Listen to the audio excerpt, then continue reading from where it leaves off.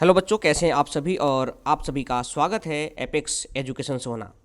और अपने अगले अध्याय की ओर अग्रसर हैं हम। और अगला अध्याय है हमारा भारतीय संविधान की प्रस्तावना। यानी आज हम जो पढ़ने वाले हैं वो है प्रस्तावना यानी प्रिएम्बल। भारतीय संविधान में प्रिएम्बल क्यों रखा गया, क्या इसके कारण थे, इन सभी की चर्चा हम थोड़ी देर बाद सबकी चर्चा करने वाले हैं कि प्रस्तावना क्या है, क्या इसके उद्देश्य हैं, क्या प्रस्तावना को पढ़ना क्या ज़रूरी है, क्या संविधान में पहले पृष्ठ पर किसी भी चीज़ में प्रस्तावना को रखना क्या ज़रूरत है। तो बिल्कुल इसका भी हम कारण आगे की ओर जानेंगे। और प्रस्तावना क्या है पहले हम एक बार पढ़ते हैं, उसके बाद हम इन सभी शब्दों को एक एक करके, क्योंकि प्रस्तावना में जितने भी शब्द हैं उतने ही आपके एग्ज़ाम के लिए प्रश्न हैं। तो इन प्रश्नों को अगर हम बात करें तो सबसे पहले हम प्रस्तावना को एक बार पढ़ते हैं, जहाँ पे मैं कुछ बताने की कोशिश करूँगा। तो आपको ये समझने की कोशिश करना है कि प्रस्तावना में एक्चुअल है क्या। तो बच्चों, अगर प्रस्तावना की बात करते हैं आप, तो प्रस्तावना में भारत शब्द पूछा गया है कि प्रस्तावना में भारत शब्द कितनी बार यूज हुआ है। तो बच्चों 2 बार यूज हुआ है।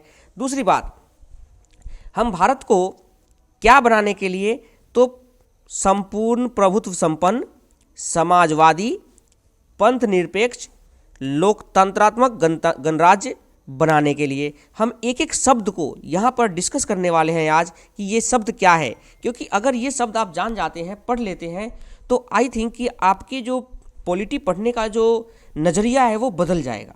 और आप यहाँ से पॉलिटी को कम से कम 30 से 40% समझ जाएंगे कि हमारे संविधान में, हमारी राज व्यवस्था में क्या क्या चीज़ें हैं। हम इन शब्दों से हम समझने की कोशिश करेंगे।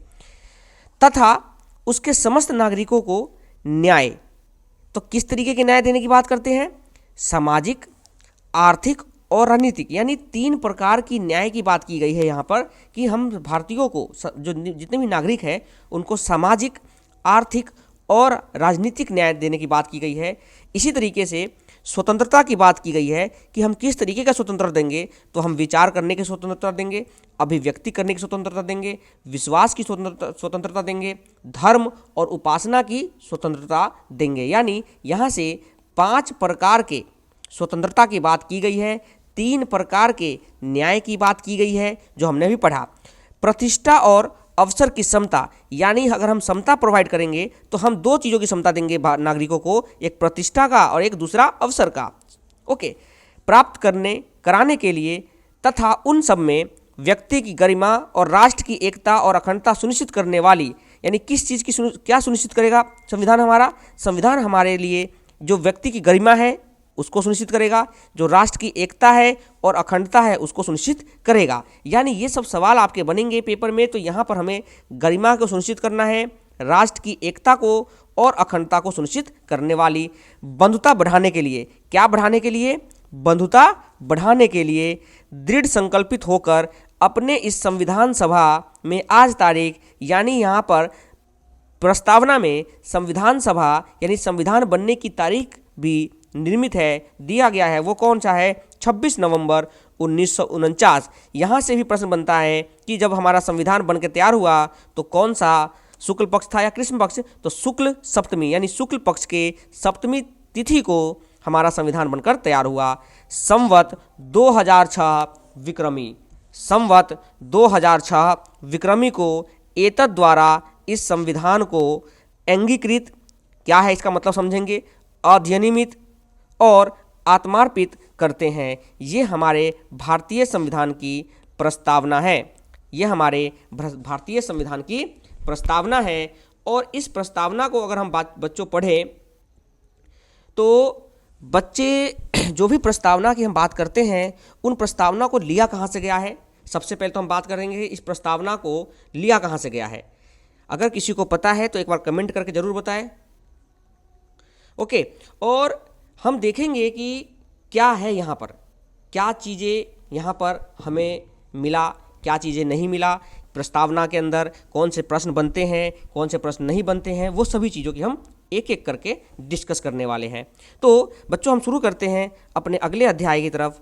और अगला अध्याय मतलब अगला जो इसी के अंदर प्रस्तावना के अंदर है वो क्या है वो देखते हैं। चलिए देखो बच्चों, अगर हम अगले पॉइंट की तरफ बढ़े तो प्रस्तावना लिया कहाँ से गया है। तो सबसे पहला प्रश्न बनता है कि प्रस्तावना जो शब्द है यानी प्रस्तावना, जो प्रस्तावना है वो कहाँ से लिया गया है। तो बच्चों प्रस्तावना जो है वो अमेरिका से लिया गया है। प्रस्तावना अमेरिका से लिया गया है।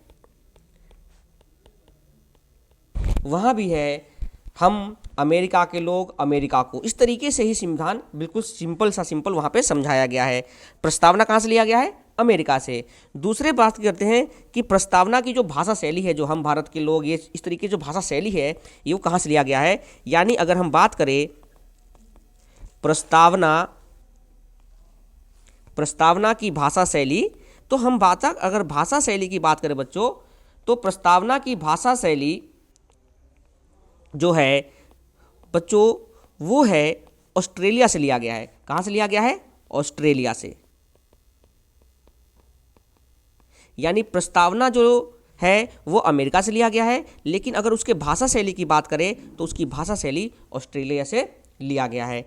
अब बात करते हैं कि प्रस्तावना जो है वो संविधान में किस तरीके से वर्चस्व में आया, यानी प्रस्तावना का जिक्र कब, कहाँ, कैसे किया गया, उन सभी का जिक्र हम क्वेश्चन से बनेंगे। तो एग्जाम के पॉइंट ऑफ व्यू से अगर आप बच्चों बात करें तो प्रस्तावना बहुत ही एक इम्पोर्टेंट टॉपिक है जो आपके परीक्षा में कहीं ना कहीं किसी न किसी रूप में किसी न किसी तरीके से क्वेश्चन बना सकता है।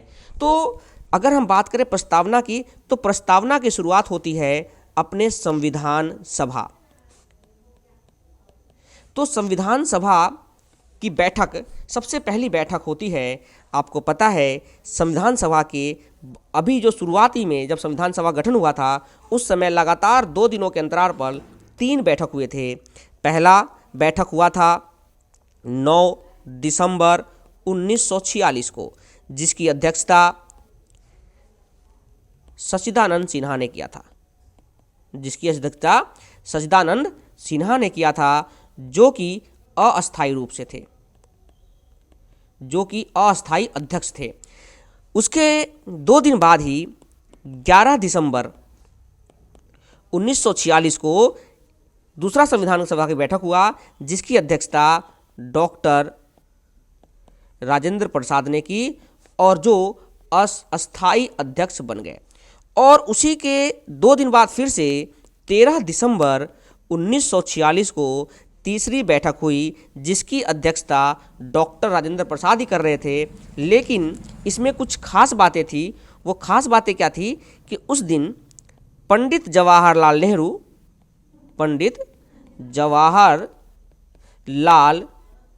नेहरू जी ने 8 उद्देश्यों को पढ़ा था।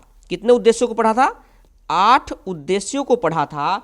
और यानी 8 उद्देश्य कह लो या 8 मांगे थे, उन उद्देश्यों को पढ़ा था और वही उद्देश्य हमारी प्रस्तावना बनकर तैयार हुई थी। तो इसकी मान्यता कब मिली बच्चों, तो इसकी मान्यता मिली 22 जनवरी 1947 को। यानी हमारी प्रस्तावना को मान्यता मिली थी 22 जनवरी 1947 को। यानी हम कह सकते हैं इसको जो स्वीकृति मिली है संविधान के द्वारा वो मिली 22 जनवरी 1947 को। और यही संविधान सभा की तीसरी बैठक में प्रस्तावना पहली बार आया था, वो भी पंडित जवाहरलाल नेहरू ने संविधान सभा में बैठकर पढ़ा था। तो आई थिंक कि यहाँ तक आपको ये समझ में आ गया होगा कि प्रस्तावना कहाँ से आया, उसकी भाषा शैली कैसी है और किस बैठक में संविधान सभा के किस बैठक में प्रस्तावना शब्द को लाया गया था। तो अब हमने देखा कि प्रस्तावना क्या है। आगे पढ़ते हैं कि प्रस्तावना के अंदर जो प्रस्तावना है उसके अंदर क्या क्या चीज़ें हैं। तो बच्चों अगर हम बात करें तो प्रस्तावना बेसिकली क्या बताता है, तो प्रस्तावना कुछ उद्देश्य देता है। यानी हमारे संविधान के कुछ उद्देश्य हैं प्रस्तावना को लेकर। यानी प्रस्तावना के कुछ उद्देश्य भी हैं। यानी प्रस्तावना क्या हमें बताना चाहता है? प्रस्तावना तो प्रस्तावना बच्चों हमें ये बताना चाहता है कि हमारे देश का शासन क्या होना चाहिए, यानी शासन का स्वरूप। यानी ये हमें बताता है कि हमारे देश का जो शासन है उसका स्वरूप क्या होना चाहिए। यानी पहला बताता है शासन का स्वरूप। क्या बताता है? शासन का स्वरूप। और एक बताता है शक्ति का स्रोत। यानी संविधान में अगर बात करें तो शक्ति का स्रोत कहाँ से आया है, संविधान को शक्ति कहाँ से मिलेगी, इन चीज़ों की बात करते हैं। तो बच्चों अगर हम बात करें तो संविधान के अंदर जो शक्ति का स्रोत है ना वो जनता है। इसीलिए संविधान के जो प्रस्तावना है हम भारत के लोग, यानी जो भी भारत के लोग हैं वही संविधान की प्रस्तावना में जो हमारा संविधान है उसके शक्ति का स्रोत है जनता। यानी हम भारत के लोग जो पहला शब्द है वही आपके लिए प्रश्न बनाकर बैठ गया कि शक्ति का स्रोत बताता है वो कौन है? जनता। और शासन के स्वरूप बताता है कि शासन का स्वरूप क्या होना चाहिए। यानी संविधान के अकॉर्डिंग कितने स्वरूप होने चाहिए? तो संविधान के अकॉर्डिंग 4 स्वरूप होने चाहिए। संविधान के अकॉर्डिंग 4 प्रकार के स्वरूपों का वर्णन है। अगर पेपर में आता है कि संविधान के अंदर शासन के कितने स्वरूप हैं तो 4 प्रकार के स्वरूप की बात करता है। और कि हमारा संविधान का क्या मतलब है, यानी हमारे संविधान में शासन किस लिए करना चाहिए, क्या क्या इसके रूप हो सकते हैं। तो पहला जो इसके शासन के बात करते हैं तो बच्चों वो है प्रभुत्व संपन्न।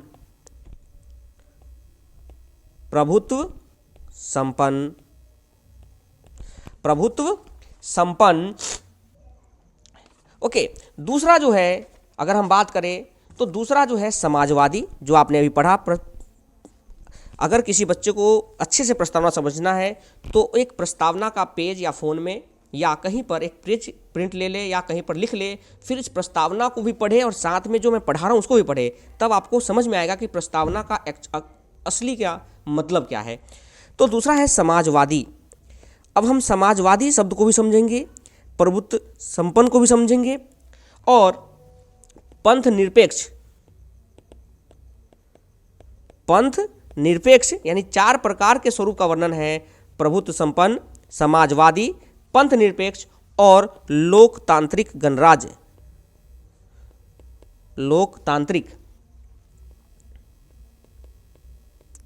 गणराज्य। यानी हमने बात किया कि शासन का स्वरूप क्या होना चाहिए, तो शासन का स्वरूप 4 प्रकार से बताया गया है। और दूसरा बताया गया शक्ति का जो स्रोत है वो क्या होना चाहिए, तो शक्ति का स्रोत मिलता है जनता से और शासन का स्वरूप जो होता है वो 4 प्रकार से बताया गया है। प्रभुत्व संपन्न, समाजवादी, पंथ निरपेक्ष और लोकतांत्रिक गणराज्य। हम एक एक शब्द को, एक एक वर्ड को यहाँ पर बच्चों समझेंगे तभी आपको प्रस्तावना अच्छे समझ में आएगा कि प्रस्तावना एक्चुअल में है क्या। तो अब बात करते हैं कि भारत के अंदर जो शासन का स्वरूप है या शक्ति का स्रोत है वो कैसे डिफाइन होता है। देखो बच्चों, अगर हम बात करें तो भारत के अंदर जो सर्वोच्च शक्ति है, जो भारत के अंदर जो सर्वोच्च शक्ति है वो कहाँ है, तो भारत के अंदर अगर हम बात करें तो सर्वोच्च शक्ति भारत के जनता के पास है। यानी हमारा जो देश है उसकी शक्ति कहाँ है, भारत के जनता के पास है। इसीलिए हम लोक प्रभुत्व कह सकते हैं इसको। और ये जो लोक प्रभुत्व है ये कहाँ से आया है, तो एक रूसो विचारक थे, उन्होंने ही यह विचार सबसे पहले दिया था कि लोक प्रभुत्व का। तो रूसो एक विचारक थे जिन्होंने यह विचार दिया था। और रूसो जो थे बच्चों वो फ्रांस से बिलोंग करते थे। यानी रूसो फ्रांस से बिलोंग करते थे और उन्होंने विचार दिया लोक प्रभुत्व का, जो कि शक्ति का जो सर्वोच्च शक्ति है वो भारत के जनता के पास है। यानी अगर किसी भी कंट्री में जनता के पास अगर सर्वोच्च शक्ति है तो वो देश लोक प्रभुत्व होता है। यानी हमारा भारत भी एक लोक प्रभुत्व है। क्यों? क्योंकि हमारे भारत के अंदर भी जो सर्वोच्च शक्ति है वो है जनता के पास। इसीलिए रूसो विचारक को याद रखना है, पूछ सकता है कि लोक प्रभुत्व का विचार सबसे पहले किसने दिया, तो रूसो एक विचारक थे जो फ्रांस से बिलोंग करते थे। अब बात करते हैं संविधान के अंदर। देखो संविधान को कैसे हमें पढ़ना है मैं बता दूं आपको। हम भारत के लोग भारत को एक संपूर्ण, संपन्न, ठीक है, समाजवादी, इस तरीके से बनाते हुए लास्ट में शब्द है अंगीकृत, अधिनियमित और आत्मार्पित करते हैं। इन चीज़ों को हम समझेंगे। तो सबसे पहले हम बात करते हैं कि ये शब्द होते क्या हैं। तो हमारे बीच ये शब्द जो होते हैं बच्चों, ये शब्द जो है ये क्या है, इन शब्दों को हम जान लेते हैं। चलो तो देखो बच्चों, अगर हम बात करते हैं तो अंगीकृत, अधिनियमित और आत्मार्पित का मतलब क्या क्या है हम बात करते हैं। तो सबसे पहले अगर हम शब्द ले अंगीकृत, तो इस अंगीकृत का मतलब क्या है। अंगीकृत का मतलब है कि हमने संविधान को क्या किया, स्वीकार किया। यानी हमने संविधान को अंगीकृत कब किया, अगर पेपर में आता है कि हमने संविधान को अंगीकृत कब किया, तो बच्चों हमने संविधान को अंगीकृत किया 26 नवंबर 1949 को। यानी हमने अपने संविधान को कब स्वीकार किया, 1949। यानी अंगीकृत का मतलब होता है स्वीकार करना। यानी हमने अपने संविधान को 26 नवंबर 1949 को स्वीकार किया। कब किया वो भी, तो दूसरा सवाल बनता है शुक्ल सप्तमी को। दूसरा सवाल बनकर तैयार हो गया शुक्ल सप्तमी। और कौन से संवत में, तो विक्रम संवत। ये सभी प्रश्न आपके प्रस्तावना में से आ चुके हैं, आते रहते हैं, और प्रस्तावना में ही हर एक शब्द का जिक्र है। तो आपको इन शब्दों को समझना बहुत ज़रूरी है। प्रश्न कैसे बनते हैं, मैं सारे प्रश्नों को, जो प्रस्तावना है उसके सारे प्रश्नों को यहाँ पर आपके लिए डिस्कस करूँगा। तो विक्रम संवत, विक्रम संवत अगर हम बात करें तो कौन से साल में विक्रम संवत के, तो विक्रम संवत का 2006। याद रखना विक्रम संवत जो होता है वो 57 साल पहले की बात कर रहा है। यानी उस समय 49 चल रहा था। यानी 1949 के समय जो विक्रम संवत है वो 57 वर्ष आगे चल रहा था। वैसे वो अगर देखा जाए आज के समय से, तो आज से 57 साल पहले जो चलेगा वो विक्रम संवत होता है। ठीक है, जैसे 2024 चला हुआ है तो 2024 में अगर 57 जोड़ देते हो तो जो समय निकल कर आएगा वो हमारा विक्रम संवत होगा। तो यहाँ से हमारे प्रश्न और बन चुके हैं। तो देखो बच्चों कि हमने स्वीकार कब किया, 26 नवंबर 1949 को शुक्ल सप्तमी पे, विक्रम संवत 2006। जिस समय अगर बात करो 57 घटा दो, यानी विक्रम संवत जो होते हैं वो 57 ईस्वी होते हैं। ठीक है, यानी बाद आगे का। ओके, तो यहाँ पर अंगीकृत हो गया। दूसरा हमने क्या देखा, दूसरा हमने अधिनियमित किया, अधिनियमित। दूसरा हमने संविधान को अधिनियमित किया, यानी हमने पहले स्वीकार किया, अब स्वीकार करने के बाद नियमित का मतलब होता है लागू करना। अधिनियम, अधिनियम होता है ना, यानी अधिनियम कब होता है, जब कोई चीज़ लागू हो जाता है। इसके पहले वो नियम रहता है, अधिनियम कब हो जाता है, जब वो लागू हो जाता है। तो हमने उसको लागू किया। तो हमने संविधान को कब लागू किया, तो सवाल आपके बीच फिर से खड़ा हो गया कि हमने संविधान को 26 नवंबर 1949 को लागू किया। लेकिन कैसे, तो हमने इसको आंशिक रूप से लागू किया। कैसे किया, आंशिक रूप से। आंशिक रूप का मतलब है कि हमने इसके सभी अनुच्छेदों को लागू नहीं किया। आंशिक रूप का मतलब है सभी अनुच्छेदों को नहीं, हमने कुछ अनुच्छेदों को लागू किया। हमने कुछ अनुच्छेदों को लागू किया। उसमें कितने अनुच्छेद थे टोटल, तो उसमें टोटल 16 अनुच्छेद थे जिसको हमने लागू किया। अब ये 16 अनुच्छेद की बात बता दो, एक बहुत चर्चा का विषय है कि ये 16 अनुच्छेद क्या, कौन कौन से 16 अनुच्छेद थे। तो इसी के लिए एक अलग से अनुच्छेद बनाया गया। बच्चों आपको ये ध्यान रखना है कि जो 16 अनुच्छेद है वो 16 अनुच्छेद कैसे आया अस्तित्व में। तो यहाँ ध्यान दो कि जो कुछ अनुच्छेद है जो 16 में से, तो इन 16 को अनुच्छेद के लिए जो 15 अनुच्छेद है, 15 अनुच्छेदों को रखने के लिए, 15 अनुच्छेदों को रखने के लिए एक अलग से अनुच्छेद बनाया गया, अनुच्छेद नंबर 394, यानी 395 आर्टिकल जो था उसके पहले एक 394 आर्टिकल रखा गया, और इस आर्टिकल में इन जो 15 अनुच्छेद है इनको रखा गया, 15 आर्टिकल को रखा गया। यही 15 और ये एक मिलकर टोटल कितने हो गए? 16 आर्टिकल हो गए। यानी संविधान जब हमारा बनकर तैयार हुआ तो हमने संविधान के अंदर 16 आर्टिकल को लागू किया, लेकिन उन 16 आर्टिकल में एक आर्टिकल 394 लागू किया, तब जाकर वो 15 जो आर्टिकल अन्य थे वो लागू हुए। यानी जब तक 394 आर्टिकल लागू नहीं होगा तब तक वो 16 आर्टिकल लागू, मतलब 15 आर्टिकल लागू नहीं होते। इसीलिए सबसे पहले लागू किया गया आर्टिकल 394। जैसे ही आर्टिकल 394 लागू हुआ, ऑटोमेटिक ये 15 के 15 आर्टिकल लागू हो गए। आई थिंक कि हमने लागू किया, अधिनियमित किया, ये आपको समझ में आ गया होगा। यानी भारतीय संविधान में जब इसको लागू किया गया 26/9/1949 को, तो इसको आंशिक रूप से लागू किया गया। यानी हमारे पूरे के पूरे संविधान को लागू ना करके कुछ ऐसे इंपॉर्टेंट महत्वपूर्ण अनुच्छेदों को लागू किया गया। इसकी चर्चा हम आने वाले समय में करेंगे कि कब हमने कौन कौन से किए, क्योंकि हमें प्रस्तावना पढ़ना है, हमें अनुच्छेद नहीं पढ़ने। जब मैं अनुच्छेद का क्लास लूँगा तो वहाँ पर आपको ये सारे के सारे अनुच्छेद बिल्कुल डिटेल में बता दूंगा कि कौन से अनुच्छेद 394 में लागू किए गए थे। इनका चर्चा मैं आपको आगे बता दूंगा। तो अभी हमने देखा कि हमने अंगीकृत किया, स्वीकार कर लिया। अधिनियमित का मतलब क्या होता है? लागू करते हैं। और एक अंत में था आत्मार्पित, शब्द था आत्मार्पित। इसका मतलब क्या होता है? तो बच्चों, आत्मार्पित का मतलब है हम इसको अपने ऊपर समर्पित करते हैं। आत्मार्पित का मतलब है हम इसको अपने ऊपर क्या करते हैं? समर्पित करते हैं।